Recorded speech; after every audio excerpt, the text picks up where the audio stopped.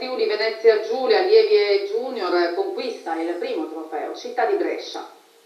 Grande soddisfazione per la squadra regionale selezionata e guidata dal fiduciario tecnico Alessandro Brondani, che oltre al trofeo Città di Brescia porta a casa 10 vittorie. Leo Domenis, trieste atletica, ha vinto i 21,99 i 200 allievi. Riccardo Morena, atletica Gorizia, i 400 ostacoli allievi con 55,93. Andrea Nadalto, atletica Gorizia, i 400 metri junior con 49,83. Giulio Romano, trieste atletica, i 1500 junior in 4, 2 e 36. E Claudio Alberto Pugnetti, giovane atletica, il giavellotto junior con 56,69. Al femminile, Rebecca Rinaldi, atletica bruniera, con 24,66 sui 200 allievi, diventa la quinta di sempre nelle liste regionali. Ginevra Cimarosti, Libertas Sammitese, con 10,11,97 sui 3000 allievi, sale al terzo posto all time. E ancora Linda Virgilio con 5,44 nel lungo allieve. Vanessa Rossa, atletica bruniera, che si migliora ancora con 13,64 sul peso allieve e giunge seconda. Giulia Fanzella, del Pus Trieste, con 14,22 sui 100 ostacoli junior, e la staffetta 4% con Lucchese, Rinaldi, Marzure e Fanzella,